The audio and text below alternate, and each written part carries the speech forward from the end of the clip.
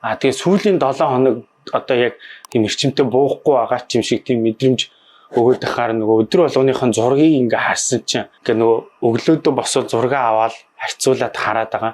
Тэгэхээр ерөнхийдөө бол ингээд нөгөө бууж байгаа мэдэгддэг юм байлээ. Тэгэхээр бол өдөр болгон зураг авч өмнөх өдөр бүр ингээд тэрний өмнөх өдөр эдэргээд харьцуулж харах юм бол мэдэгдэж тэг урам өгдөг юм билээ.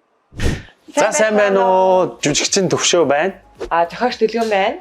За бид хоёр хамтдаа Нунагоо сахны эмнэлэг дээр ирсэн хаалгаанд орох гээд ингээд үзүүлээд явж байна.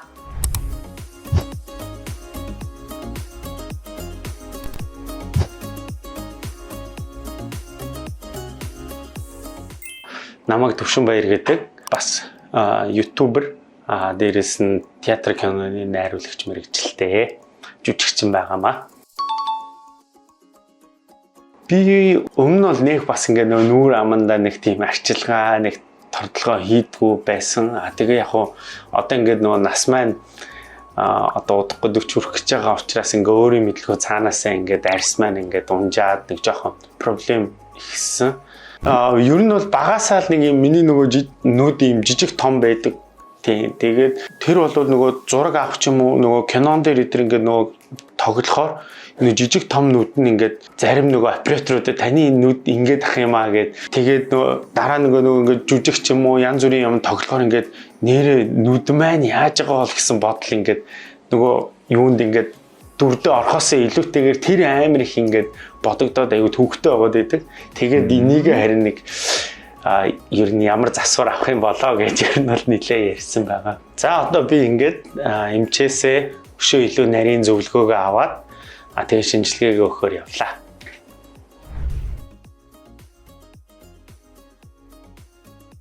안녕하세요. 나나성형외과 이비인후과 원장 조민호입니다. 오늘 이 환자분은 평소에 코 막힘과 두통으로 우리 병원에서 수술을 받기로 하셨고요. 오늘은 코 안으로 접근을 해서 왼쪽으로 휘어진 비중격 연골을 제거해서 그 양쪽 코를 비슷하게 만들고 비염으로 인해서 두꺼워진 하비갑계라는 살을 축소해서 코 안에 양쪽을 다 넓혀서 숨쉬기 편하게 만들어 드릴 예정입니다.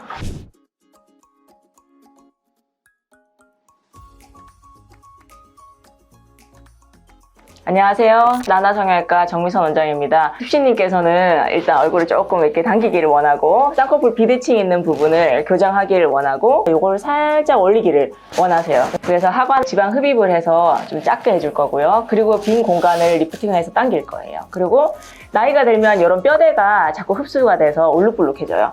그런 부분을 다시 채워서 올릴 거고 쌍꺼풀은 당연히 절개 쌍꺼풀로 비대칭을 맞출 겁니다. 눈썹이 떨어져 있는 거는 저희가 이제 이마 거상이라는 수술을 통해서 이렇게 위로 잡아당길 거예요. 흡신님의 특이사항이 하나 있는데 이마가 좀 넓은 편이세요. 넓은 편이라 이마 거상은 다른 사람과 좀 다르게 약간 아래쪽으로 절개선이 들어갈 거예요. 그래서 흉터가 남을 건데 향후에 흡신님께서 모발 이식을 계획하고 계셔가지고 흉터에도 불구하고 수술을 하기로 결정했습니다.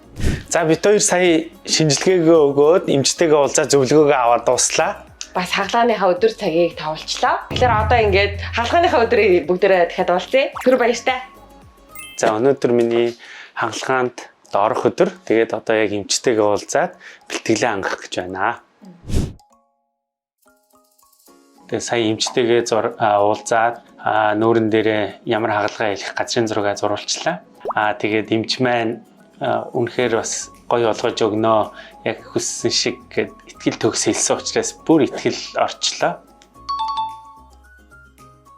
Ер нь бол эмч өөрөө хаалгаа хийгээд өгөх дараа нь өөрөө тэрнийг яаж идгэх үү гэдэг бол хувь хүнээс өөрөөс нь шалтгаалдаг гэдгийг бол айгүй сайн мэднэ. Тэгэхээр тэрэн дээр бас өөрөө бас нэлээд сайн анхаарч айгүй гоё идгээж ингэнэ хүмүүсийн хичээсэн үр дүнг нүүрэн дээр айгүй сайн гаргана гэж бодож байна. Өөртөө юу гэж хэлмээр байна вэ гэхээр энэ хүртэл та бол нүрээ энэ арьсаа үнэхээр гамгүй идэлсэн байна. Тэгээд энээс хойш ингээд энэ том хаалгаанд орсон юм чинь сайн гамнаарай, хайрлаарай. Тэгэхгүй бол ингээд энэ үе шиг ингэж 38 болтлоо энэ арьсыг би ингэж муухай идэж болохгүй шүү гэж өөртөө захия да. За ингээд энэ эмчийнхэн зурж гисэн газрын зургийн дагуу хаалгаанд орохоор явлаа. Хаалгааны өрөөнд уулзцгаая. За хаалганыхаа өрөөний гадаа ирсэн байна. Магадгүй энэ өрөөнөөс буцаа гарахтаа танигдахааргүй өөр болцсон гарч ирэх байх. Бити зочоороо. За орлоо. Баяртай. Сайн байна уу? Төвшөө байна. За одоо яг хаалгаа хийгээд 2-7 хоног болсон байна.